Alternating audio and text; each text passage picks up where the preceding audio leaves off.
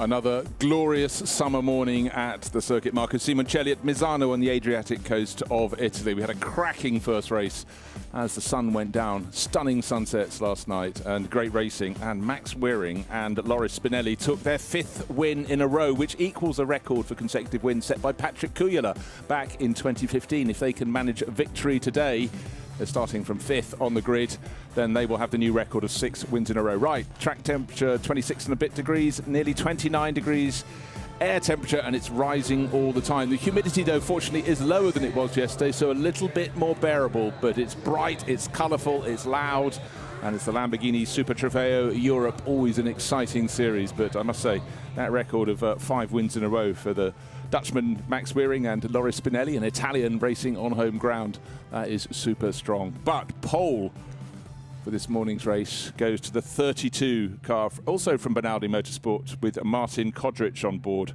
sharing with Sandro Moore. So let's see how they can fare in the race. Looking at the championship, Max Wearing, Spinelli way clear, double the points and more of the best of the rest, which is another Dutch racer, Milan Tikens and Marzio Moretti, who were very pleased to take 3rd place yesterday, moving ahead of Jean-Luc Doria and Stefan Trebudini. But look, 79 plays 34 plays 32. That is a big advantage. Amaury Bonduelle, who took a fabulous 2nd place yesterday, driving all on his own, now moves up to 4th in the championship. He's very close to the rest as well, so look out for Bonduelle. He's qualified well again. He's going to be starting from 6th on this grid. If you've never watched a race at Misano before, it's super, super tight. 16 turns knitted into 4 kilometers of circuit. And that first turn comes up very, very soon after the start. Rolling start, and it's a tight right feeding into a tight left, then a slightly more open right-hander. And if you haven't made your pass there, you can always have a go into turns 4 and 5, conjoined right-handers. Certainly a track where passing is possible at many places. Turn 8, another point, the infield hairpin, possibly into turn 10, but really the long straight from turn 10 all the way down through 3 Kings to turn 14 is where you can shape up. If you can get a good slipstream, it can really pay dividends here. This is the Moretti car that is starting from the 2nd row of the grid. Milan Tikens listening in as his teammate Moretti explains life from on board a car that no doubt would already be getting pretty hot inside. That's Target Racing. Marzio at the wheel at the moment. Moving across the other side in 4th on the grid, we've got Karel Bass, who was a star, charging up the order in the 2nd half of the race. In the 66 Bikanek Motorsport car, the team from the Czech Republic, and his teammate also from the Czech Republic, Formanik Bronek. But it will be Karel starting from 4th on the grid. He's had some top results here at Misano. So Martin Kodric on pole, Jean-Luc Doria in 2nd place on the grid. We've seen the 2nd row behind them, Moretti and Karel Bass. Then Max Wearing, championship leader, will start from 5th on the grid with Amaury Bonduelle. So let's hear from the driver on pole position. He's the driver of car 32. His name is Martin Kodric, and he is down with Gemma. Martin, it's looking to be a glorious race once again. All the competition behind you, prime position for starting, and it's hot. Yeah, it's very hot. I mean, actually it's better than yesterday in qualifying, since it's 9 o'clock or 10. But yeah, it's going to be very hot. It's going to be tricky, but we are up there for a reason. So yeah, hopefully we'll stay there. This is a very competitive championship, a very competitive grid, and there's a lot of you going through a narrow track. Yeah, I mean, yesterday's the start went very well. I don't think there was any incidents, so hopefully today will stay the same, so we can race fair and square. And yeah, I think it should be another good one today. Have a great race. Thank you, Martin. Thank you very much. Thank you, Gemma. That was the words of wisdom from our driver from Herzegovina. That was Martin Kodric on pole position. Looking at Amaury Bonduelle's car, raced solo yesterday, will race solo again. BDR competition, really gaining pace in the Super Trofeo. And Amaury is starting from 6th on the grid.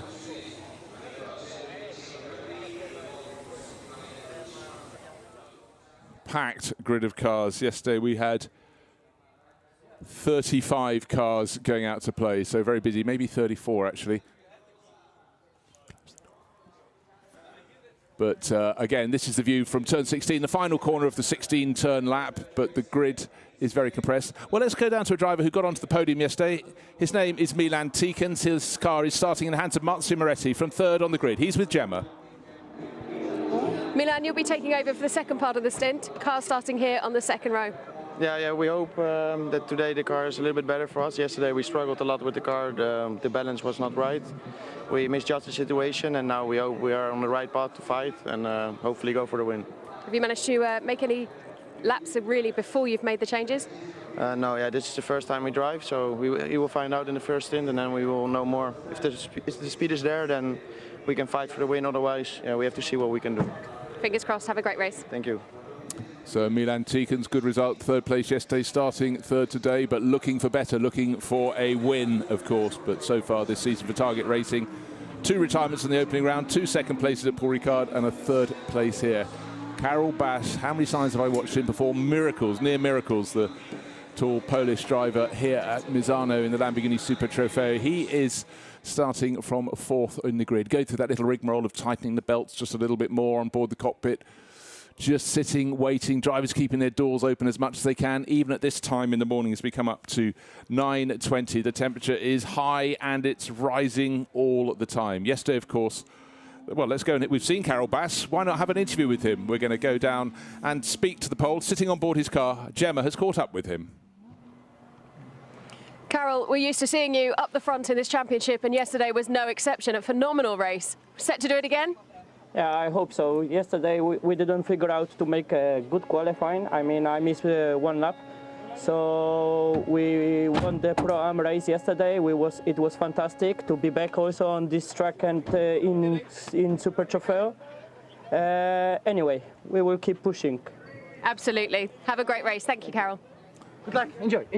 And Karol sharing with Broniek Fulminiek, his compatriot, the Czech racers. Of course, the car running in the red and blue of Czechia. You can see the flag on the wing mirrors as well.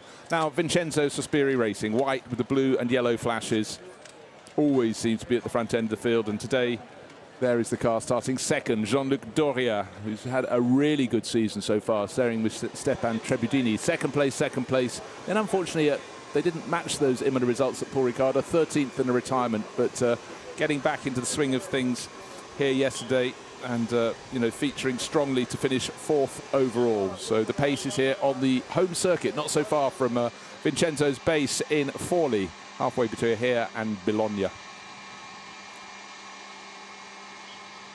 So Lamborghinis, as far as the eye can see, starting to see them as the people involved with the teams move through the gap in the pit wall. That will then be closed just after the final mechanics have checked that all is right. But the drivers keeping the doors open as long as they possibly can. The temperature is rising by the minute here at the Circuit Marco Simoncelli in Misano.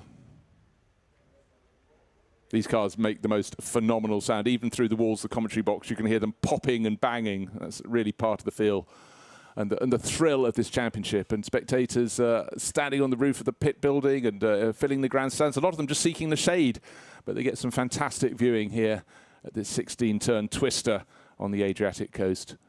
But for all the drivers there, thinking how they are going to adapt their track position to gain an advantage on the run to the first corner. Almost precisely 1 minute to go. There we go, engines on. The rumble, the roar, you can just hear them kicking into life, and hopefully all will fire nicely. The last screens being removed from the car to block out the sun, keep the heat away. All the engines appear to be fired. The last few doors being closed, and then the drivers trapped in their work environment. For the fans, it's a rather cooler enterprise. They're standing in the new part of the pit building. Very impressive. That's at the pit-in end of the pit lane. They get a brilliant view down on that final corner. Turn 16, you can see with the tyre marks over the curbing in the background how many drivers run wide there. Now, this is the view down towards the first turn. It's a really short dash to that tight right-hander. And the drivers will be very well aware that the inside line is possibly the safer one than the outside line into turn 1. But then what is the inside becomes the outside line for turn 2. So what you gain in the one hand, you may lose with the other. But that's part of the thrill of Misano. And yesterday, as we heard from Milan Tikens, everybody kept it clean through the first couple of corners. Let's hope that today is a repeat of that. Front row, Martin Kodric on the left in the black car. And on the right, in the white car, Jean-Luc Doria. Behind them, Marzio Moretti and Carol Bash. And then the championship leaders by a country mile. Max Wearing will start with the car in 5th place with the bright yellow flashes on its flanks and nose. So here's the grid. Martin Kodric for Bonaldi Motorsport. That was the winning team yesterday. VSR, that's Jean-Luc Doria. Then behind, Marzio Moretti and Carol Bash. 4 different teams in the top 4 positions on the grid. Then Bonaldi's championship leaders. Max Wearing starts the race to hand over to Loris Spinelli. Amaury Bonduel alongside. Brendan Leach going much better in qualifying for Lippert Motorsport. The Kiwi qualifying 7th, and Johan Boris Shire in 8th. Then we've got 2 A Lewandowskis this weekend, but this is the one we normally have. Andrzej Lewandowski starting 9th, and his son Adrian has stepped into his seat at GT3 Poland, and he's starting a little bit further down the order. But great to have father and son Poles competing in the championship. A few names a bit further down the grid than you'd expect. Look out for Dimitri Gavatsava. He really came on strong through yesterday's race, but started down in 18th. He's got a lot to do. Danny Pedrosa hopefully will get a start today. He didn't get a race yesterday because his car, the number 29 entry from FFF Racing Team, just went off before the pit stop and the driver change. Antonin Borger ending up in the gravel in one of a number of contacts and moments for the crews here around this tight twister of a circuit. Right, this is down the 13th row. And the leading driver in the LC Cup class there, Gerard van der Horst. Then Lorenzo Privicello is sitting behind. He's racing solo this weekend, not with his son Donovan, who often races with his father. Massimo Cilia, look out for him, starting stone last, 32nd position on the grid. And that was a car he shares with Lewis Williamson that yesterday was challenging at the front end. In fact, was leading the Pro-Am class until under pressure. Turn 3 of the final lap, pressure from Carol Bash. He had a spin and dropped right. Well, not down the order a bit in terms of finishes, but still second in the Pro-Am class, but it could have been a Pro-Am win. But the pressure was huge from Carol Bass, and he's starting from 4th, whereas Cilia is starting from 32nd position. So don't expect them to be competing with each other in today's race unless something really untoward occurs. This, the formation lap. The driver's looking up at the penultimate corner, that's turn 15. Expect the Lamborghini Urus pace car to peel into the pits. 32 cars, 16 rows. And a different mix, of course. Driver 1 qualified for race 1, driver 2 qualifies for race 2, so you get a very shuffled grid, particularly with the Pro-Am combinations. The Pro will qualify well, the Am less well. Right, 15 turns to 16. 2 by 2 they come, 16 rows for the second race. So the Lamborghini Super Trofeo Europe. On pole position is Martin Kodric. He's been there, seen it, done it, got the T-shirt, alongside Jean-Luc Doria. New experience for him. The formation lap is nearly over. The red lights turn to green, a medium length hold. Trying to keep the drivers guessing. It's looking pretty clean behind us, saying 2 going to 3 abreast, but our pole man holds the lead into the first corner. It looks all pretty clean and tidy into turn 1. How about turn 2? No, we've got a spinner. Just trying to work out who that is. It was someone in about the top 4 rows. Unfortunately, half the field went through, and then a clatter. Was that Carol Bash who's gone for a spin? It definitely looks like one of the Mikonek Motorsport cars. 2-3 off in behind. That was a concertina effect. Oh, I slightly fear that could have been the 66 of Carol Bash. Car he shares with Broniek Formaniek. Yeah, Carol Bass is missing, so from 4th place he got contact, rounds he went, half the grid came past him, then unfortunately some at the tail end were left with no options, and contact, big heavy contact. Safety car is not a surprise. You can see that signalled at the top of the screen. This race, a 50-minute race, but for some of these drivers it's a case of slowing down immediately. But the first 3 drivers through safely, which is Martin Kodric, Jean-Luc Doria, Marzio Moretti, and that means Max Wearing has started 5th, he's up to 4th, and Brendan Leach tucks into 6th place behind Amaury Bonduel. But for Carol Bash, very unfortunate indeed. I'd like to see a replay of that to see, did he spin on his own, was he pushed? But it's hardly a rare feature here at Misano. Also looks as though Luciano Privicello is off, facing the other way across the circuit. So for the drivers behind the safety car, it'll be several laps as those 2 cars need to be cleared, and all the shrapnel, if you will, all the debris from the contact there down between turns 1 and 2. And really you are a sitting duck if you've been spun around. You don't have any drive, you're waiting, you're hoping everyone, the sea will part around you. But for Bass, that wasn't to be the case. Those at the tail end caught out. So for our race leader, Martin Kodric and Jean-Luc Doria, they'll have to do it all over again. They're behind the safety car, leading them round. Coming down towards turn 1, the waved yellow flags, the SC boards Well, let's see how it happened. It seemed a clean start for the front row. Now, the car that got hit was the red and blue one that's in third or equal third, fourth position. Oh, well, what happened? He went up the inside of Marzio Moretti, who hit the curb, bounced across. All looks okay. He's now pointing the right direction, trying to get drive. And unfortunately, the 29 car that yesterday was in the wars and out of the race, that is with Dani Pedrosa on board, went into the back of him. It was two cars just trying to not go too deep into the corner. But unfortunately, with Moretti up on the curb, he bounced across to Karel Bash. And then, unfortunately, he was hit by several others. And you can see quite a few cars at the back sporting front-end damage. Luciano Privicello off and someone else on the right-hand side on the painted area beyond the track limits. Luciano, yesterday on the podium in his class, he is walking away. His car is broken. He's out of the race. Dani Pedrosa also out of the race in 29. And Jürgen Krebs, I think, is limping back round in the number 97 from Lippert Motorsport. So a little too much action too early on. And that is Luciano Privicello.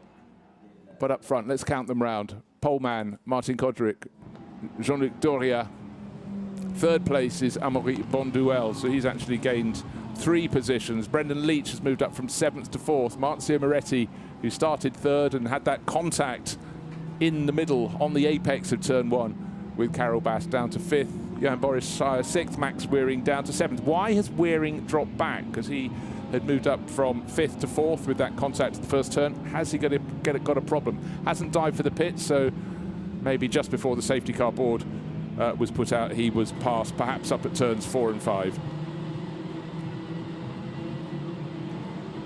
So I'll keep an eye out for any messages that are pointing out when this safety car period will come to an end. But with all those cars needing to be cleared, I think it could be another lap or 2.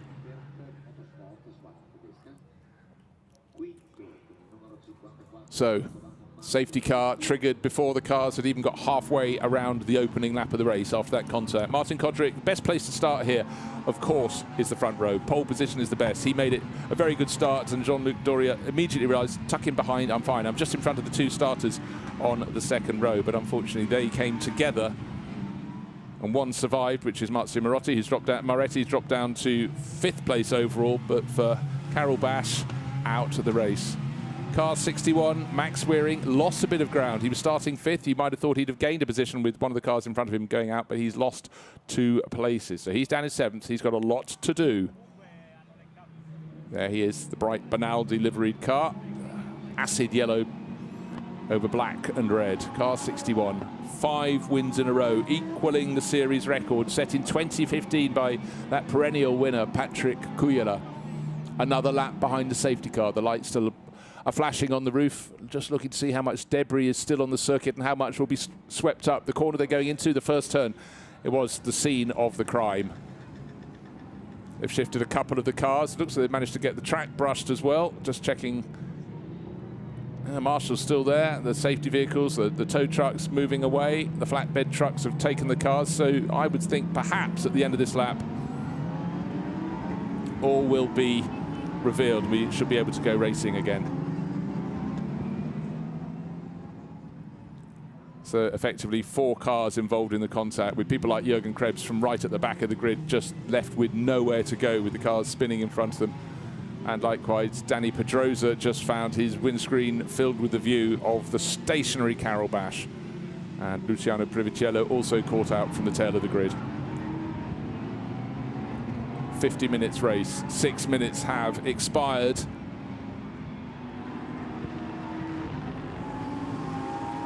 I do sense, I'm just looking for a message coming up on the screen, the safety car. Well, it's still got its lights on.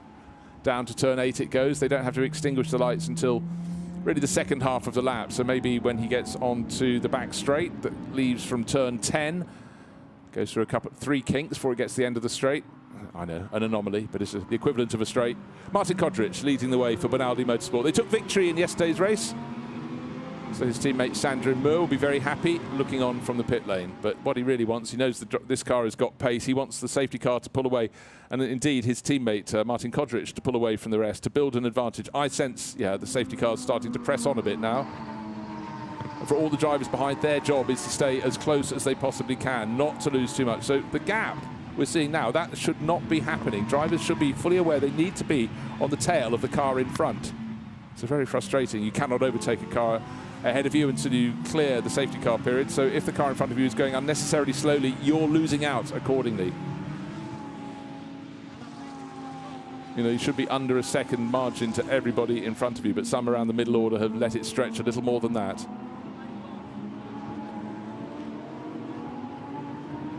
Incident, of course, under investigation. That's standard practice, but don't know there was necessarily any malice intended. But Moretti got onto the curbs on the inside and slid across. Now we're going for a further lap behind the safety car. Surely this will be the last lap. We need to go racing again. 42.5 minutes remain. It actually looks so the big gap is from Colombini. He's more than a second behind the car in front of him. He needs to close up. He's down in 13th place. Needs to get towards Felipe Berto, racing one of the Oregon team entries. Now what I need to do is see the progress of car number 27. Massimo Cilia started stone last. That's 32nd position. Yes, 4 cars ahead of him were eliminated or around him, but he's got up to 23rd, racing for the Oregon team, looking for points because he and his teammate Lewis Williamson are leading the Pro-Am class. 63 points to 55 of Lee and Wells, but Oscar Lee is up in 14th position, heading for, you know, 5th place in class. Pro-Am class is being led by the car in the lead of the race. Look at this display. Oh, well, the nose was definitely in front for Karel Bash, but maybe he came across a little on the nose of Moretti, who was left with nowhere else to go. And then you can see a number of cars from sort of 4th, 5th, 6th, 7th, 8th position just taking evasive actions. And it was the ones at the tail of the field that got caught out, and certainly some damaged front ends there as well. Safety car, I'm told, will be in this lap. And car 54, well, that's Maurizio Moretti, under investigation for causing a collision. They've decided he perhaps wasn't level pegging with Karel Bash. They turned into turn 1. Certainly it looked as though Bash's nose was in front for Mechanic Motorsport, but he went down the inside, Moretti did, and then the contact spun the pole around, and the rest is history. Now the safety car has removed itself, and Martin Kodric plants the throttle. He's coming up to turn 15, through 15, into 16, the final corner. And Jean-Luc Doria, number 6, giving chase, trying not to lose too much advantage. You're always at a disadvantage. You don't know when the driver in front, the first driver in the line, is going to plant the throttle, but that's a good job by Martin Kodric. Nearly a second clear when they cross the start-finish line. So the job for Jean-Luc Doria is to try and hang on. He's got Amaury Bonduel, another Frenchman, just behind him, and just behind him is Brendan Leach from New Zealand. Moretti is in that 5th place at the moment, but he has an investigation against him under consideration. Oh dear, it's just not a good race. The other car from Mechanic Motorsport, Kurt Wagner, facing the wrong way, so he didn't last very long on the restart. Per Figlione went past him, didn't see if there was contact. However, facing the wrong way. Hopefully that can get fired up and get going again. We don't need any more safety car periods. So very good restart from Martin Kodric. Jean-Luc Doria trying to hang with him. Very even, the first 3 cars, next to no gap between them. Doria has closed in on race leader Martin Kodric, and Amaury Bonduel, 2nd place yesterday. Running in 3rd today, is running 3rd in that line of cars. Can't actually see him, he's behind the white car with the yellow and blue flashes, getting close, trying to use the slipstream. Looking settled there, unfortunately, at turn 14. Sitting side of him, he's got to wait for the rest of the pack to come through, is number 22, going nowhere fast, doesn't need to go anywhere just now. Kurt Wagner, the last few runners got to come through. Seems like an age as you wait there trying to recover, but the good news for him, he's not stuck in the gravel. Turn 15, drivers taking a few liberties with the corner lines there. That was Brendan Leach bouncing up and down, but he's got a better exit speed, better handling than Amaury Bonduel up ahead. So it's right encouraging that I think this lead battle is going to become a 4-car battle very soon indeed. 1.8 seconds covers Kodric, Doria, Bonduel and Brendan Leach at the moment. There's Leach, number 70 behind him, Maurizio Moretti, and some of the fastest sector times coming from those further down the order, tail end of the top 10. So it's looking really pretty close indeed at the moment. Martin Kodric just over a second clear at the end of the lap. He looks like he was coming down, but certainly he got a good run through turns 15 and 16. Good exit from the final corner. That's how he stretched his advantage over Doria, but Doria's under, well, he really has opened it out. There's the gap back to the white car of Doria in 2nd place. Bonduel in 3rd is being pushed by Brendan Leeds, and a little bit of a gap back to Moretti, who's got that possible penalty for causing that first corner accident. hanging over him. But Johan Boris Shire going very well in the number 7 entry from Arcadia Racing that he shares with Pierre-Louis Chauvet. So another combination that's a very well balanced pairing, and that is a real advantage in a 2-driver race.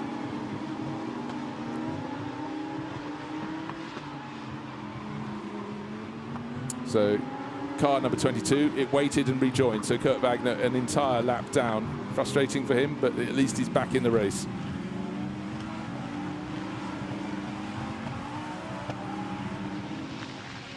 Just trying to gauge how much Martin Kodric is pulling away by. Not that much. It was 1.05 seconds last time. Oh, they've come right onto the tail of the driver who's just got going again, Kurt Wagner.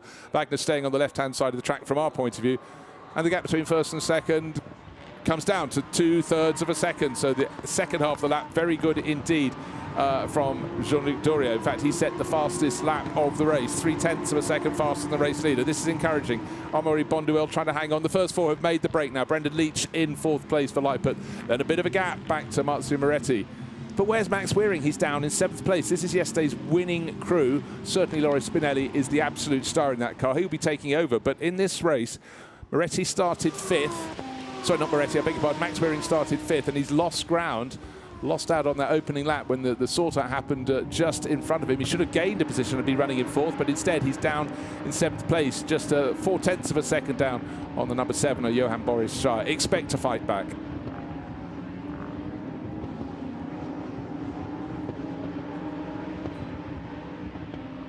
Kodric is under increasing pressure, looking down through the pack. Lewis Williamson will be watching on his car with Massimo Cilia, number 27, still not making a great deal of progress. It's up now to 20th position, having started in 32nd, so a good run there. Right, incident on lap 1 involving cars number 2 and 8 is under investigation. Number 2, Pierre Felioni, and number 8 is the FFF team entry of Luciano Previtiello. So Luciano, we saw, spun around at turn 1, so the finger of blame is being pointed, has to be said at Pierre Felioni for that. We saw one of the cars, I presume that's Felioni with the front end a little bit battered from the contact there. It's very busy down in the middle. Well, it's not the middle order, it's becoming the middle order, because Kurt Wagner, having had that spin, everyone in the field is coming past him. He's trying his best to stay out of the way, but as they're fighting for position, that's not the easiest thing. We're going to have more contact at turn 1. Well, it was a push, it was a rub, it was a hip, it was a shoulder. 78 pushed off the circuit and coming back on. Emmanuel Colombini there.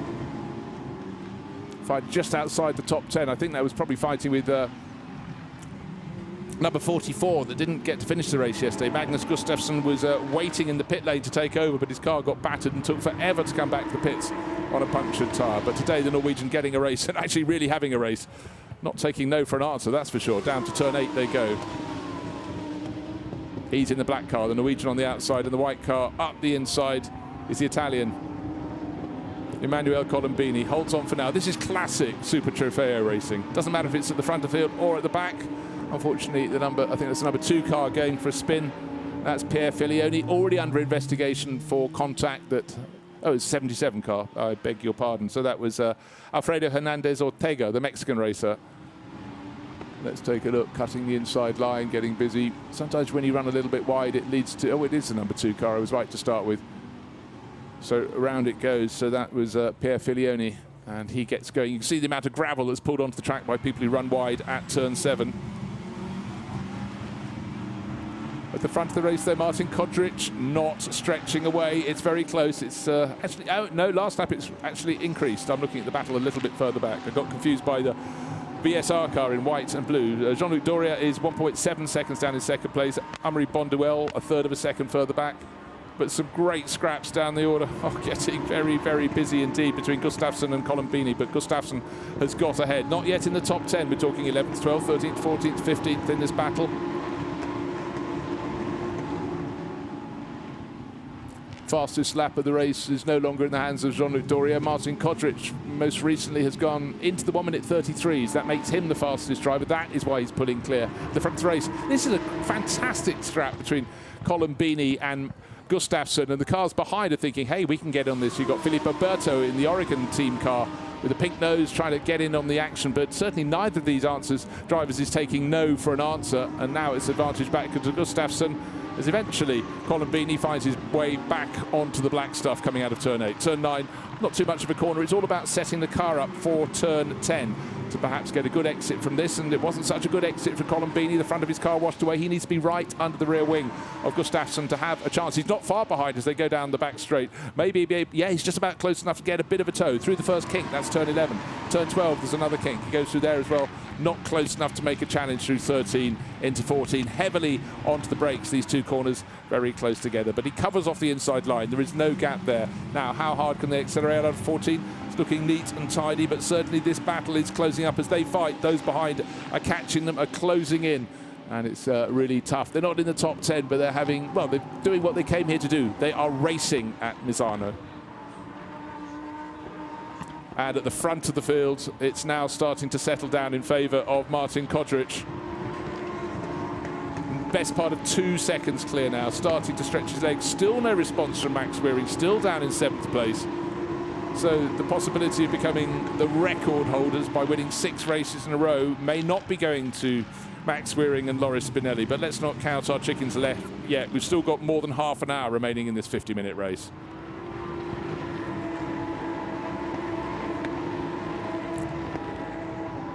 And as this fantastic scrap in the middle order goes on, here is the sight of Martin Kodric coming out of turn 10. You can see the advantage to the white car that's giving chase to Jean-Luc Doria. In fact, Doria is now had got away a little bit from Amaury Bonduelle, who got the best part of a second clear.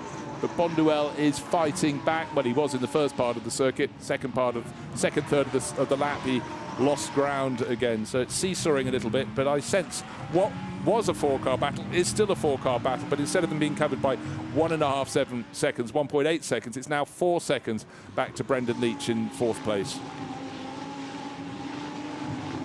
There's Brendan in car number 70. He's got an advantage of 2.5 seconds to the best of the rest, which is Marzio Moretti, but still the possibility of Moretti getting a penalty for that first corner incident that spun Carol Bash around and triggered all the problems. Pit window open in 50 seconds from now, which these drivers is feeling as though they're having too good a time to come in, which the drivers is feeling are being held up. My best chance is to take an early pit stop and put my teammate in. Well, we'll see.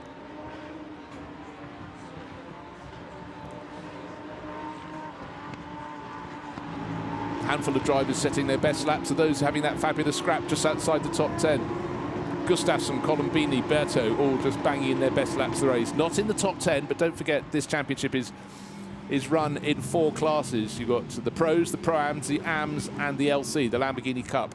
So plenty of prizes to go. And talking of those individual classes, Pro-Am has been led by the race leader, car 32. Pro is being led by the car in 2nd place, Jean-Luc Doria. Am by Andrei Lewandowski in 8th place overall, and the Lamborghini Cup class by Gerard van der Horst by just under 10 seconds. Oh, Jean-Francois Bruno in the pack, running a little bit wide there. Car number 87.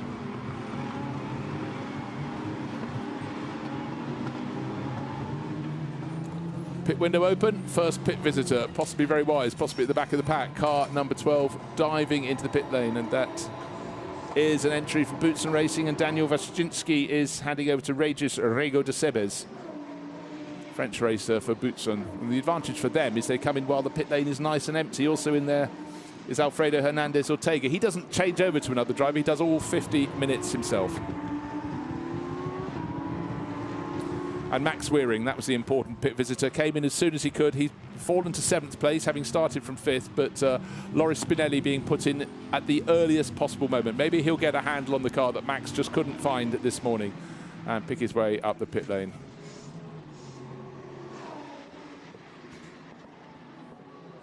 So the 61 car, Spinelli just getting in, Max Wearing just getting out, and desperate to preserve and achieve this record. This amazing run of 5 wins in a row could become 6, it could become a record and beat the best set by Patrick Kujla back in 2015. Martin Kodric, though, continues in the lead of the race. The advantage is going out all the time. 2.39 seconds clear of Jean-Luc Doria. Amaury Bonduelle, another 1.1 seconds down. Brendan Leach in the background. The red Lippert Motorsport car is now 5.5 seconds down on the race leader, and he's got a comfortable margin over Marzio Moretti in the number 54 car. It started from third on the grid, and yes, still has a possible penalty. All right, end of the race, causing an incident. Car number 8 will get a 10-second penalty added to their race time, and car number 8 is the FFF Racing Team entry, Luciano Priviciello. So he was involved in that accident. It's adjudged that he actually caused it at the back of the pack in that turn 1 incident.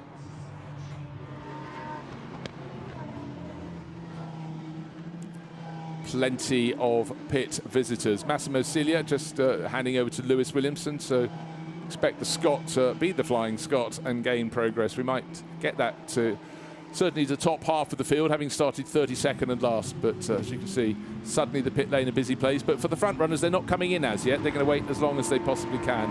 And certainly if you're the pro in a Pro-Am lineup, then that is entirely what you are here to do. Go as long as you can. And for Martin Kodrick, we'll hand over to compatriot Sandro Muir for Penaldi Motorsport, but leading the race comfortably at the moment. 2 points, very nearly 2.6 seconds advantage over Jean-Luc Doria.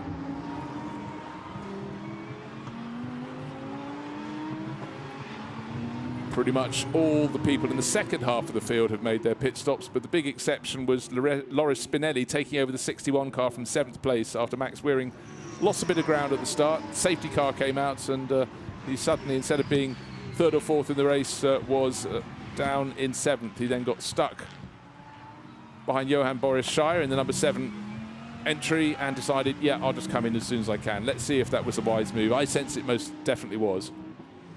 Martin Kodrick, though, leading the race.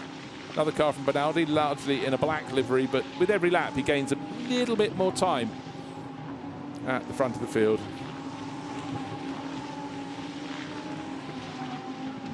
'54, Moretti in 5th place overall. Johan Boris Shire not too far behind him, just going out of turn 16. And Andrei Lewandowski about to cross the finish line as the leading Pro-Am runner.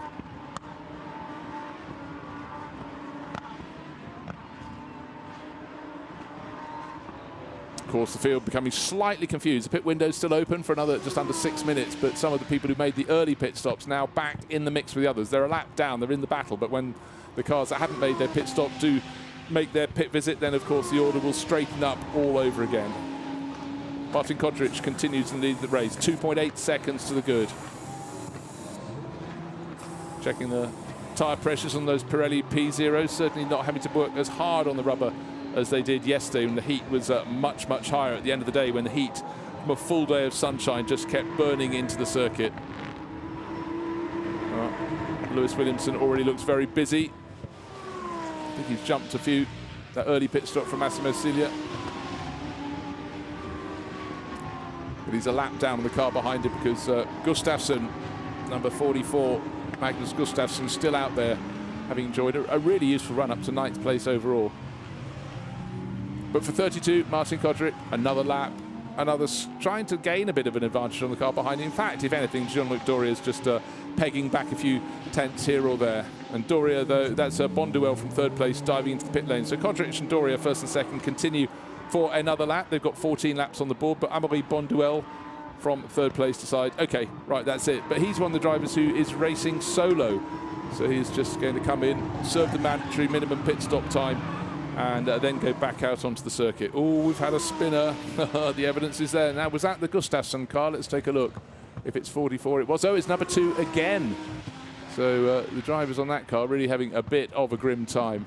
And that's Per Filioni. So maybe this is the point at which he decides he's going to come in and hand it over to Elie Dubelli. You have to feel its rubber after those 2 spins will not be as good as it could be.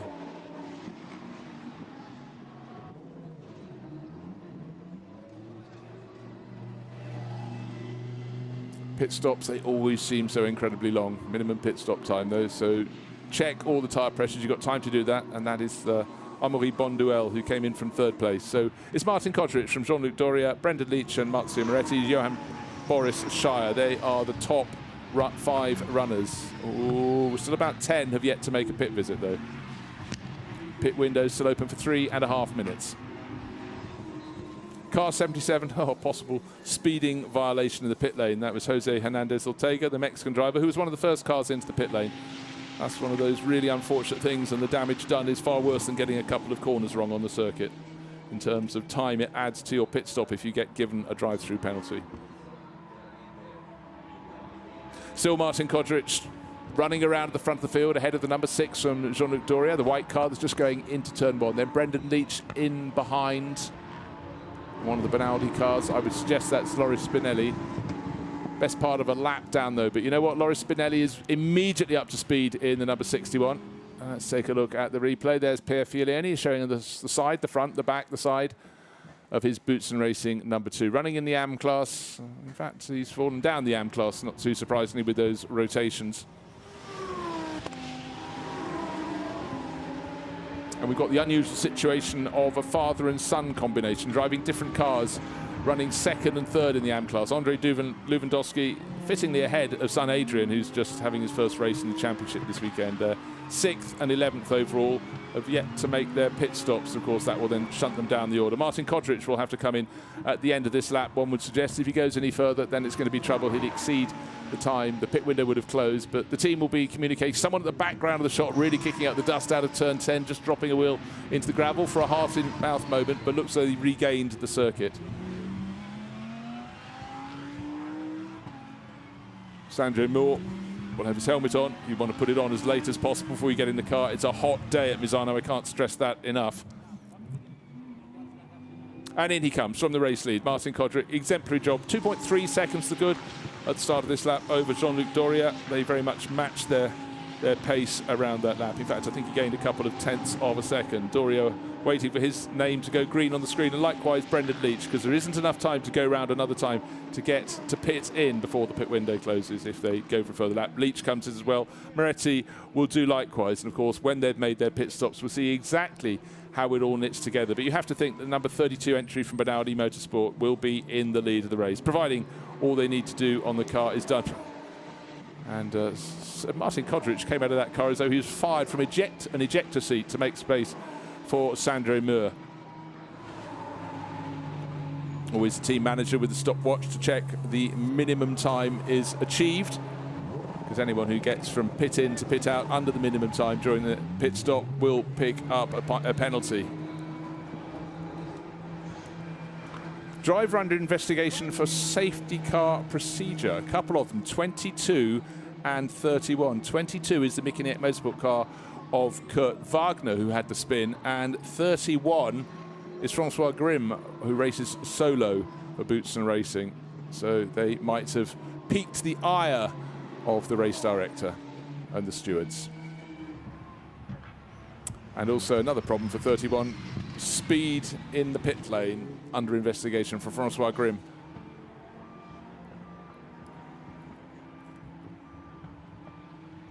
Still 6, 7, 8 cars in the pits. They're the last of the pit stoppers. The pit window is now closed. The long, curving, slow exit. The track is rejoined from the pit lane at turn 3, just on the exit of turn 3. So it's a very short run when you turn off after turn 15 to get into the pit lane around that tight left-hander at turn 16. But then it's a super long exit, the counterbalance, if you will. But effectively, 32 has emerged ahead of 6. And Martin Kodric's replacement, Sandro Moore, I would reckon just a little under 2 and a bit seconds ahead of Stefan Tribudini, who's taken over in number 6. But is it settled, or is he ran a little bit wide, ran into the dust on the outside of the circuit? Maybe Sandro Moore hasn't got the confidence, but Stefan Tribudini is definitely up to speed immediately in the chasing car. So that advantage isn't 2.5 seconds, it isn't even half a second now. And I reckon by the end of this back straight, we're going to have a change of lead of the race. Certainly Stefan Tribudini riding on board with him here. 5th gear, 4th gear, 3rd gear, 2nd gear for turn 10. Turning in, waiting till he got the grip, getting the car straight. He's going to have a fabulous toe off the race leader. And this is going to be very tricky indeed for Sandro Moore. Down the back straight they go. Sitting, waiting. It's a kink back straight. Wow, certainly Moore was very hard across on the kink at turn 11, covering it off the bases, 11 and 12. But I think for Stefan Tribudini, are you brave immediately? The outside line, well, it's a line of diminishing returns, but a much better line into turn 14. He's really going to put pressure. Moore is running, twitching and sliding and off to the edge of the circuit, and Sandro Moore makes the mistake under severe pressure, just not got the confidence in the car. Stefan Tribudini, though, immediately up to pace. Now, can the driver of 32, can Moore settle down? Well, Vincenzo Sospiri for his local race. Be very pleased indeed. It was a masterclass in how to put pressure on a driver and then just trying to put the power down too soon. The front of 32 washed away and the move was done. Tribudini through into the lead of the race. Again, you have to keep looking at the bottom of the timing screen for any messages, and at the moment it's saying 1.8 seconds will be added to car 51's time at the end of the race. That's Dan Wells, who's in 13th place. Expect him to advance from there. Very quick driver indeed. In fact, he's just gone up 2 places to 11th, but when he adds 1.8 seconds at the end of the race, it could cost him a place or two. But the important thing is, where is number 61? Just seen it flashing through the screen. And Loris Spinelli has already got ahead of Amaury Bonduelle. So this was the car he took over from 7th place from Max Wearing. But 61 is on the charge. He's only 5.5 seconds down on race-leading Stefan Tribudini. He's already got more speed in the car, just by 1/10 of a second. That's all from Tribudini. But you sort of start to worry for the driver in 2nd place. And Sandro Muir still listed as Martin Kodrich, but they were down on the entry list as a Muir-Kodrich combination. 61, 5 wins in a row to equal the record. Loris Spinelli now up to 3rd place, and he is flying, taking great chunks out of the car ahead. It was 4 seconds clear at the start of the lap, and at this rate, the place is going to change within the next couple of corners. Oh, definitely the driver on board 32 is being cautious. Loris Spinelli doesn't do cautious, he only does fast and measured and balanced, and here he goes. Right, he's got line of sight to the white car that's leading the race. The gap between them will be about, I think, 3 seconds on the start-finish line, maybe a little bit more.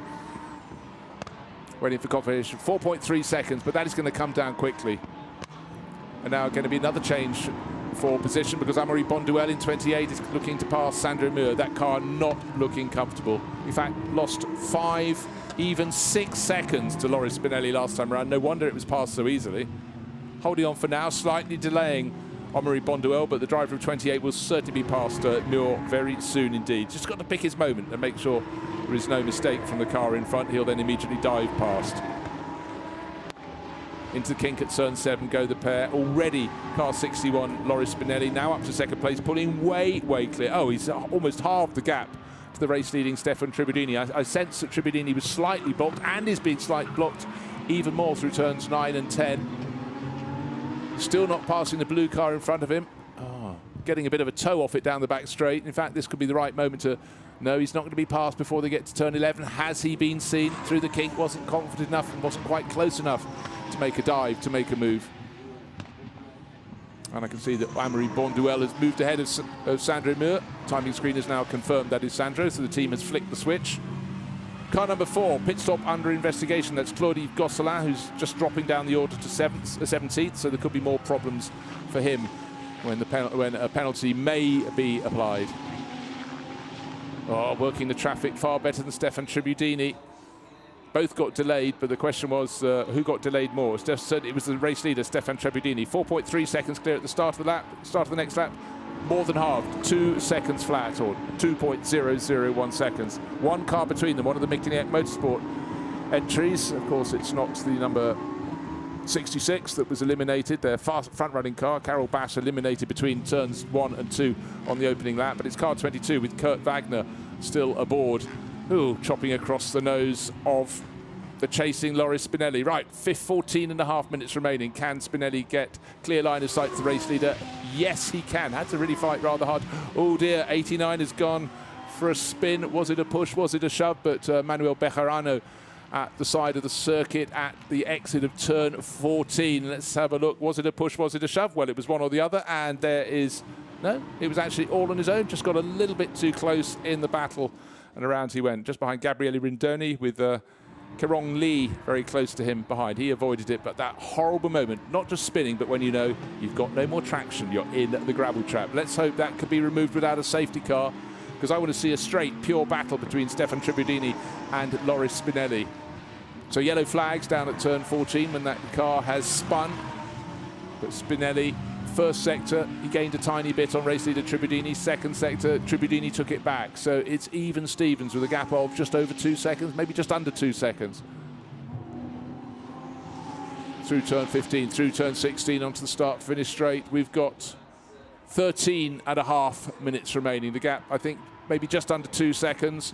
1.25 seconds, so 1.25 seconds. It's coming down. And importantly, if we get a long shot, we may see if there's any traffic up ahead of them. But I think for now, it's a clear thing. But safety car, so the advantage Stefan Tribudini has had, well, it was closing right down to next to nothing, and behind the safety car, of course it does. So unfortunately, with that car spun at the side of the circuit, spun on its own in the heat of battle, that means the field will close up. That would give Amaury Bonduelle, who'd fallen to 4.5 seconds away in third place, and Milan Tikans a chance to close in. Johan Boris Scheier, likewise. They will all be running nose to tail, line astern behind the safety car.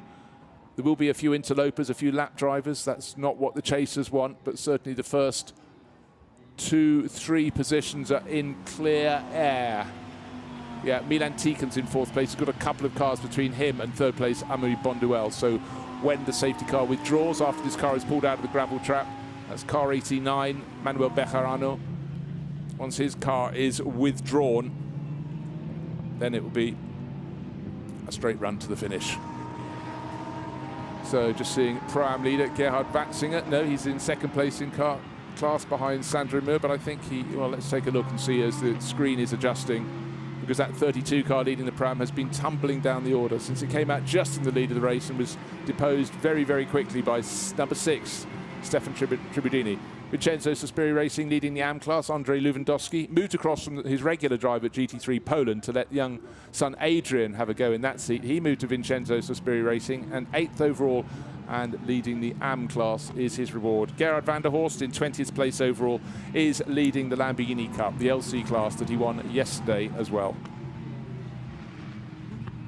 So these great looking cars, that one doesn't look quite as great. There's no damage, but it doesn't look great because it's having to be removed from the gravel trap. The rear end got stuck there for Manuel Bejarano and bedded it down in the gravel. If he'd had the traction, if he'd managed to stay on the painted tarmac where he's been placed back down, he would have been able to rejoin under his own steam.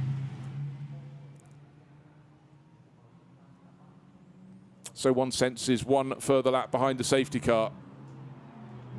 And the start will be controlled, the restart by Stefan Tribudini.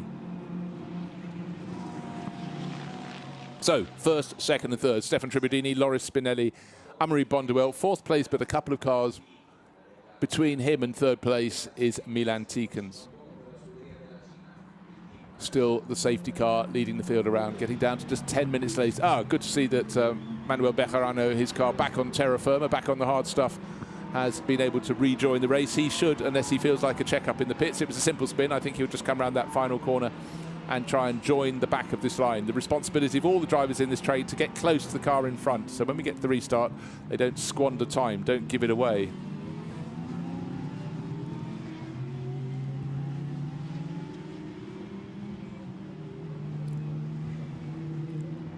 Gerhard Watzinger taking over the Leipert Motorsport entry is second in the Pro-Am class. Safety car in this lap. I thought it wouldn't take long. We saw the car get going again. There is confirmation from race control as the fields down into turn number 8, the halfway point around this 16-turn lap. The cracking left-hand hairpin, a broad hairpin, but certainly there is many an option of racing line down there. It's one of those corners, if you're standing on the pit building on the terrace, on the roof terrace, you get a fabulous view across the circuit, and turn 8 is right in front of you. So Stefan Tribudini, he sees the lights are still going, but his team would have said, don't worry, those will be going out on top of the safety car, and it will be a race to the finish. You'll have about 9 minutes, maybe 8.5 minutes of pure racing after this. Still half a lap to go, or thereabouts. Lights now out, just waiting for confirmation of that on the safety car. They will know, their teams will be radioing them. The driver in second place, Loris Spinelli, has been reprieved. He took over this car in 7th place. Max Weering went backwards at the start of the race, his teammate, but they're still in position potentially to take a record 6th consecutive Lamborghini Super Trofeo Europe victory, which is an incredible feat. But one person, and one person alone, can obstruct that, and that would be Stefan Tribudini. He's determined as the restart. Tribudini almost dropped it going out of turn 16. The tail of his car went a little bit wide. He's lost momentum, and he may even be challenged for the lead. Couldn't be passed before the first corner, but it's put Loris Spinelli right under his rear wing. And you know what? Amaury Bonduelle might be thinking, I'll hang with them, and if I stay close enough, there could be an instant I could gain positions. Further down the order, there is some place changing. Car 51 diving up the inside. That's Dan Wells, who's moved up now. He was about 7th in the Pro-Am class last time I looked, and he's now moved up to 3rd in class. He's slotted into the top 10 as well. But up front, Tribudini doing everything. A second mistake from maybe his tyre temperature's dropped away. He nearly dropped it at turn 16 and then over the curbs at turn number 7. But unfortunately for Loris Spinelli, the driver who reacted better, maybe Spinelli came off thinking I might get contact here as the car in front twitched. Tribudini got it back on the track, but Omri Bonduelle, who finished second behind Spinelli yesterday, just got his nose in front, but Spinelli had the right line into the next corner, so nip and tuck. But the only driver who hasn't been passed is the driver in the lead. Second and third are changing places, but you really sense that Stefan Tribudini is in trouble. He just maybe now is getting the heat into his tyres, maybe he's getting his mojo back, the balance in the car. First three escaping. Milan Tikans in fourth place, needs to pass those other cars, those two cars between him and the grouping ahead. 0.7 of a second covering the top three runners. Tribudini hanging on. 7.5 minutes remain in this race. Is Tribudini, that's turn 15. He got the next corner slightly wrong. Turn 16, ran over the curbs, put the power down, and then the tail end switch. Far better balance this time. But what can Loris Spinelli do? You really do feel, well, one is definitely the hunter and one is the hunted. And the arch hunter around here is Loris Spinelli. Yeah, running deep into turn 1. There's a definite grip deficit for our race leader Stefan Tribudini, and behind him a better exit from turn 3. Surely nose in front. Wow, there was a car with handling versus one without, and Loris Spinelli made that look very, very easy. But it was really a mistake into turn 1 that compounded itself immediately in turn 2 because the line was compromised. Go too deep into turn 1, you just cannot get the right line. You end up on a wider line in turn 2, and that was enough for Loris Spinelli to just move past as though it was being offered to him on a plate. But look at the advantage the first three cars have. Bonduelle in third place. They're all covered by just under a second. Then really quite a gap. 3 and a bit seconds back to Milan Tikans in the background. He's now got clear, I think, of the lapped cars that had been obstructing him. But it's all about, with 6.5 minutes remaining on the clock, this battle at the front of the race. Can Stefan Tribudini hang on to Loris Spinelli? I think the answer is no. Can Amaury Bonduelle pass Stefan Tribudini? I think the answer perhaps could be yes. And Bonduelle in 28 getting a fantastic tow down the back straight. A few of the back markers very kindly moving out of the way, allowing Milan Tikans and Pierre Louis Chauvet through. In fact, the driver of number 7 is looking very frisky indeed in 5th place overall. I think we could have a change for 4th.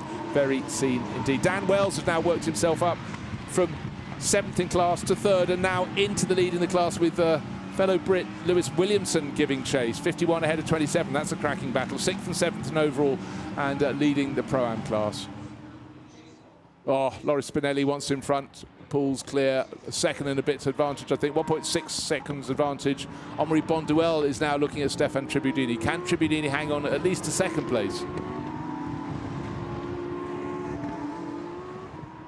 It's going to be tough, but just the, well, it looks like he's about to lose 2nd place, but no, he hangs on to it up at turn 4. That was a problem corner for him before, but he's run wide. He just cannot get his car to turn in. He's going to take the inside line, the dusty line. He won't have any grip, and he'll run wide on the exit of turn 6. Thank you very much. And Bonduelle read that moment very, very well indeed.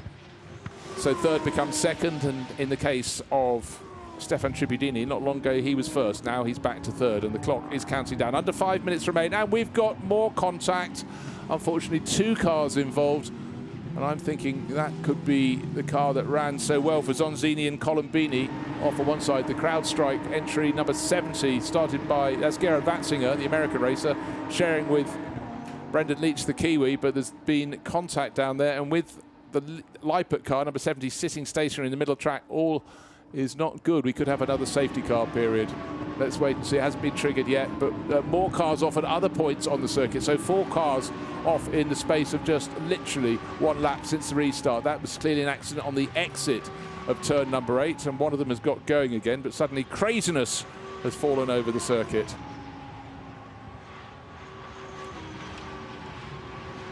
Loris Spinelli comfortably in the lead, 1 2/3 seconds.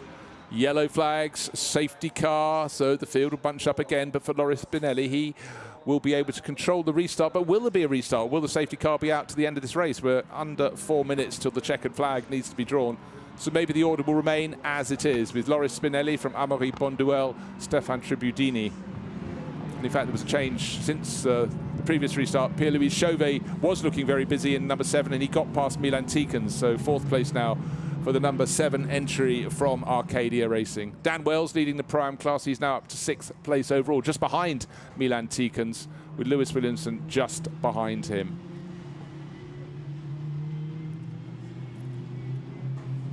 There is Lewis Williamson in second place in class for Oregon team. The field, of course, bunching all the time, as it should behind the safety car. But I feel there won't be enough time to clear all of the cars that have had a spin, have had contact about 2 minutes ago. 3 minutes left. Of course, the pace behind the safety car drops down way below racing pace. So it's going to leave precious little time. Driver of car number 44, last warning for exceeding track limits. That's Damien Chiosek, who took over from Magnus Gustafsson, who was driving a fantastic race. Good to see it wasn't Colombini Zanzini's car that was involved. That's still circulating, trying to pick out who it was that went around and had that clash. Lamborghini Cup class in the hands of Gerard van der Horst. The AM class, Andrei Lewandowski in number 60 in 8th place overall. But the field still trying to catch up with the safety car, trying to take the lead of the train. But the clock is counting down as fast as you can look at it. 50 minutes will come to an end, I'm sure, before we get going racing again. So it's good news for Loris Spinelli that he managed to get ahead of Stefan Tribudini, and then Amaury Bonduelle followed as well. So even if the race finishes like this, and it's another victory for Max Wirring and Loris Spinelli, a record 6 consecutive victory. The good thing was that he clearly on merit ought to be at the front of this field, and he got through before the safety car period was triggered. It would be very frustrating for him if he was there with enough time left on the clock to have made a passing manoeuvre, and yet if he'd been second or third in that queue and hadn't got the opportunity, then that really would be most unjust. So with the number 70 Leipert car of Gerhard Watzinger sitting stationary in the track, and still haven't worked out exactly who he has clashed with, sitting to the side of the circuit. It's a tricky moment for the race directors. They've got to be very, very cautious indeed. So it's now a red flag. The race is declared. The race is over, because with 1 minute and 17 seconds on the clock, the order is Spinelli, Bonduelle, Tribudini. They are the top 3. Pierre-Louis Chauvet, another good run for him, takes 4th place. Milan Tikens ending up in 5th place. Then the top Pro-Am runner at the end, with the red flag having been shown, having been thrown, is Dan Wells in 6th place overall, ahead of Lewis Williamson. 8th place going to Andrei Lewandowski, so another win in the AM class for him. And the top 10 completed by Emanuele Zonzini, so he comes 3rd in the Pro-Am class. Just ahead of the number 9 entry, haven't seen too much of that for Target Racing, Milan Petele, who shared with Dimitri Gazawa, who they did well. They started down, I think it was 18th place on the grid, so up to 10th. Wholly respectable run. 2nd and 3rd in the AM class, Stéphane Guérin in 11th place overall. And in behind him, Gabriele Rindoni in 12th. And then looking down to complete the 4 classes in the Lamborghini Cup class, again, Gerhard van der Horst. He finished the race in 18th place. Behind him, Daniel Waczynski, number 12, in 21st. And Francois Grimm brings up the rear in that class, as far as the podium is concerned, in 22nd position overall. So a few little clashes at the end of the race. Always exciting, but for Dan Wells, car number 51, sharing with Oscar Lee, well placed in the Pro-Am Championship. Started this race in 2nd place in class, but unfortunately for him, the car that was leading the class, number 27 car, has scored not as many points, but retains the class lead, with Lewis Williamson moving up to that 2nd position. That's not bad, because they started in 32nd position, with Massimo Ciglia starting from there, but up to 7th place at the end. Yes, there were incidents, but it was still a very good run indeed. So the cars now entering the pit lane. The race will not be resumed, of course. The clock had got to the end of its 50 minutes, so once it was clear the race was not going to restart behind the safety car, the time would have run out. It was the sensible decision to do. Of course, it helps the race program keep on track. So 61 makes it 6 wins in succession. In fact, the biggest problem all race for Loris Spinelli is actually getting enough space to open the door beneath the podium to extract himself from that very warm working office of his for Benaldi Motorsport. He's holding up 5 fingers or 4 fingers and a thumb on one hand, a finger on the other. Yep, 6 wins in a row. So Benaldi Motorsport delighted a record is set, but also it stretches the championship lead. It was always already very tidy. 80 points they started this race on. The next challenger, Henri Bonduelle, started on 45. Bonduelle finished in second, so there's first 2 crews going away, but it's looking a rock-solid season for Wearing and Spinelli at the top of this championship.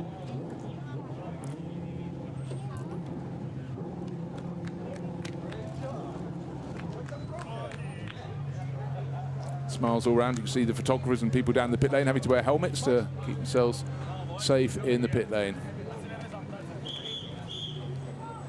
So drivers having to work very hard indeed, and a hot day at Misano. Plenty of race action. And I think the race officials will be a little bit busy after this race, perhaps applying a few post-race penalties because there are elements of contact down there. But let's go down and hear from our race winners. 6 in a row, a new record from Max Wearing and Loris Spinelli. They've been caught up by Gemma. We'll hear their words. I was lighting everywhere. Boys, congratulations. Another win this weekend, and a fantastic one it was too. The drama all stayed behind you. Yeah, tough race, honestly. The pace was okay, but not like yesterday. I was struggling a bit with the setup, especially with hot temperature. But in the last lap, I was pushed. I closed the gap, and okay, nice race so far. 6 races in a row. It's a new record. It's a new day record. So congrats to Max and to the team. For you, a home win as well. Thank you. Max, that first lap incident, did you just watch it in your mirrors and sort of think, thank goodness I'm in front? Yeah. For this one, I really have to thank Loris. He did an amazing job, and I tried whatever I could. But at the first corner, there was a crash, and I lost some place over there. After that, was quite difficult to find my pace again. Luckily, Loris found when he came into the track, and he did an amazing job, and I really want to thank him. Yeah, luckily, we're together on P1 again, and yeah, we won for 6 races now. So I hope way more to come. Well done to both of you. Thank you. So 6 in a row. Not many drivers can do that in championships as competitive as this. So they set the standards. And here are the results. Max Wearing started off, had the problems he explained, but Loris Spinelli absolutely was the class of the field in the second half of the race. Worked his way to the front. Henri Bonduelle followed him through. They all got past the car that had been dominating and fell back down the order. And Jean-Luc Doria and Stefan Tribudini fought really hard, but just couldn't come away with anything better than third. Still a great result. Pierre-Louis Chauvet and Johan Boris Scheier really picking up good, strong results. Milan Tikens and Marzio Moretti on the podium in third yesterday, but today 5th place was their best. Leading runners in the Pro-Am class, Massimo Cilia and Lewis Williamson from the very last position on the grid came out ahead of Dan Wells, who's picked up a time penalty. That's why Dan Wells and Oscar Lee have lost the class win. I have to amend my notes as it's changing thick and fast, so a change of position there. So things happening as the post-race penalties are applied. Quite a few drivers didn't make it to the finish, though. Quite a few eliminated in that first corner incident that cost Carol Bash a potentially really strong result. He came on strong yesterday, but today he didn't get as far as turn 2 before he was hit by a whole host of cars and ended up with no points at all. But take a look at the highlights, and it, as I said, happened very soon indeed. The pole man got into first corner first, but third and fourth were fighting. Carol Bash was spun around by Marzio Moretti, and it looks like everyone's going to miss him, but then cars unsighted the back of the field used him as a punch bag. And that obviously brought out the safety car. But thereafter, when the safety car released the field, it was some fantastic scrapping in the middle order. This is just outside the top 10, nose-to-tail action. But there were drivers who got it a little bit wrong. What happens when you get on the dusty stuff at the edge of the circuit, it's hard to get any grip. Then came the pit stops, and Henri Bonduelle came in to hand over to himself. He was one of the drivers running solo, but 32 had dominated the early stages in the hands of Martin Kodric. But Sandro Moore just couldn't get the performance from the car, couldn't get the grip, and Stefan Tribudini immediately pounced, took the lead. There is the moment he took the lead, but what he knew was the attack, and it was coming, and it came from the chasing Loris Spinelli. Spinelli, 89 going around and not the only driver to do so. That brought out a late race safety car. We got going all over again, and look, the driver who's going to take the lead is in second place. Stefan Tribudini trying to hang on, but the grip just wasn't there for him. He started washing away a little bit. He was hunted down. Amaury Bonduelle at the back of the pack. 3-car battle, but the moment in the lead is about to change. Another little twitch and change of lead into the lead. There's Amaury Bonduelle going past. Stefan Tribudini as well, but already at this point Loris Spinelli was pulling clear, but they didn't get to the finish before the red flag came out, and the top 3 coming in almost nose to tail, but it was Loris Spinelli winning from Amaury Bonduelle and Stefan Tribudini with a late race penalty. It was Lewis Williamson who won the Pro-Am class, but that was 6 wins, a new record for Loris Spinelli and Max Weering. Will they carry on winning next time out? Well, let's wait and see, but that's it from Misano. But of course, that's the racing action, but we've got podiums to come. Of course, the 4 classes. And waiting for the drivers to be herded. It's like herding cats to get them onto the podium. All of them looking hot, but the drivers who look slightly cooler, of course, did the first half of the race. But plenty of action, really quite hard to cut it down to a highlights package with the Lamborghini Super Trofeo, but up front it was really pretty clean, but I do feel for Carol Bash, spun out at the first corner of the race. So Jean-Luc Doria and Stefan Tribudini, they had their time in the lead of the race, but coming out onto the third step of the podium. And in second place coming out, it's the number 28 crew. It's Amaury Bonduelle, who races all on his own. He's really getting some top results in the championship. He is second overall, but the dominant runners in this series, 6 wins, a record, 6 wins out of 6 races. Max Weering and Loris Spinelli. Smiles all around from the Italian and Dutch pairing. But Audi Motorsport have every reason to be delighted with their form.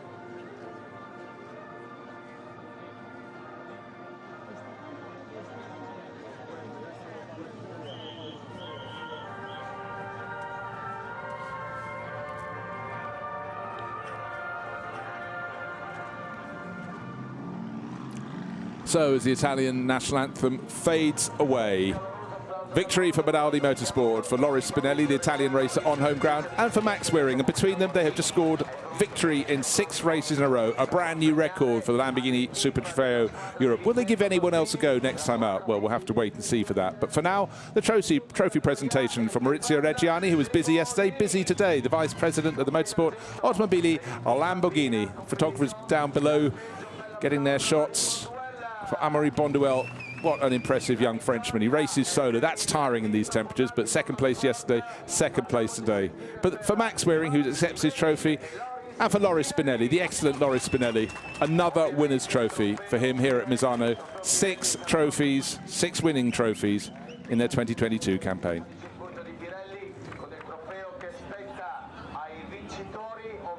Their race yesterday, race 1 of the 2, as Matteo Braga comes out to present another trophy to the winners.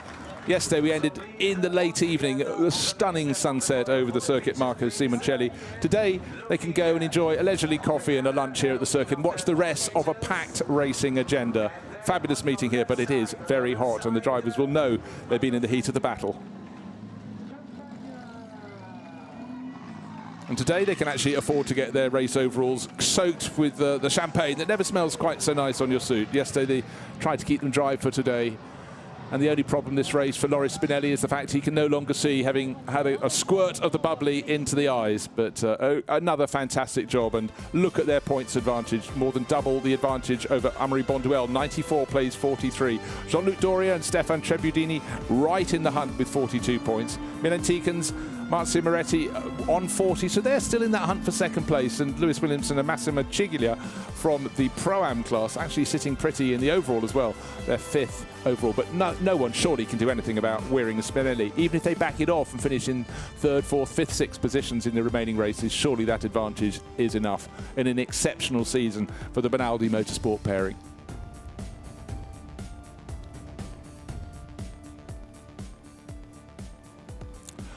Four classes to be celebrated on the podium in the Lamborghini Super Trofeo.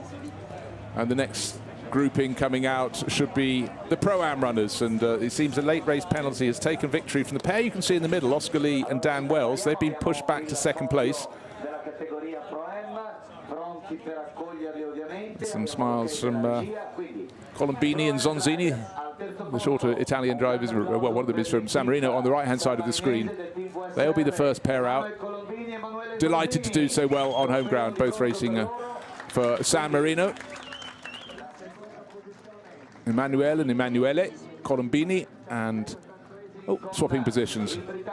So when you've been first on the track in your class but got knocked back with a late race penalty, you can see Dan Wells and Oscar Lee trying to put on a smile. So close to taking victory. They really did well moving up the order. Dan Wells in the latter half of the race, vaulting up the order, but all along from, get this, 32nd position on the grid. Oh, Oscar Lee's decided he's standing on the top step of the podium, but today it belongs to Lewis Williamson and the driver who started the race from last on the grid, from 32nd up to eventual 6th place overall. Remarkable for Lewis Williamson and Massimo Cilia.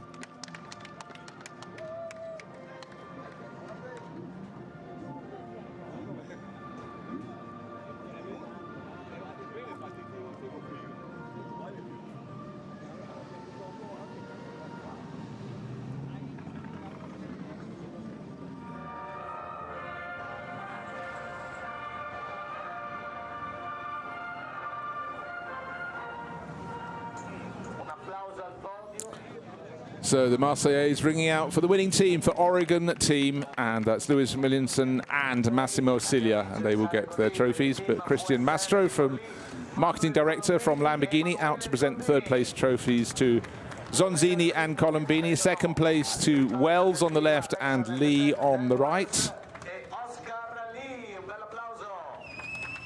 Oscar Lee looking, actually he's recovering his smile there, but two trophies, the winning trophies to Massimo Cilia and Lewis Williamson on the top step. These are the Pro-Am honours.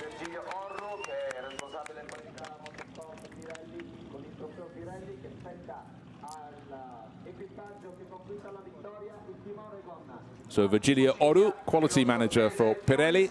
It's Motorsport division, presents the Pirelli trophies, handshakes all round. The drivers know what comes next. It's assembled for the photograph for the official photographers and those down at pit level. And then once that's done, it's a chance to let rip with the bubbly. Okay, look at the cameraman. Also on your left side. Left side? Okay, that's great. Champagne! Time for champagne for the top three crews in Pro-Am class here at Misano. It's been a hot race for all concerned. Yesterday's evening's race was hot too, but racing action even more intense today. The place changing happening all the way through. But for Lewis Williamson and Massimo Cilia, leading now from Oscar Lee and Dan Wells, who they just got past by with a late race penalty by looks of things. They're now 11 points clear, but both pairs pulling clear of Milan Petele and Dimitri Gavatsava. And then no wonder Emanuele Colombini and Emanuele Zonzini were delighted with that third place. That moves them, closer to the championship battle. For Brendan Leach, unfortunately, Gerhard Watzinger's spin meant no points when they were looking really set for quite a grouping. Bear in mind that Leach was running 4th overall in the early stages of the race. A bit of a disappointment for that particular crew.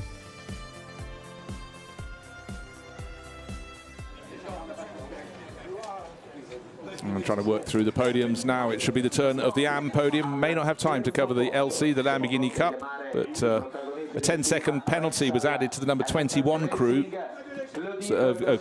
running solo, Gabriel Rindoni. So that has cost him third position. It means that Claude-Yves Gosselin with the longer hair comes up, car number 4 from FFF Racing Team with Donald Choke, fellow French racer. Stéphane Garin did it solo to take second place in the AM class, and victory in class will go to the number 60 crew from Vincenzo Sospiri Racing, and it's Andrei Lewandowski. Raced solo, moved across, gave away his regular GT3 Poland team ride to his son Adrian, but joined Vincenzo Sospiri's team, and that's 2 wins on the trot for him. Big smiles for the pole.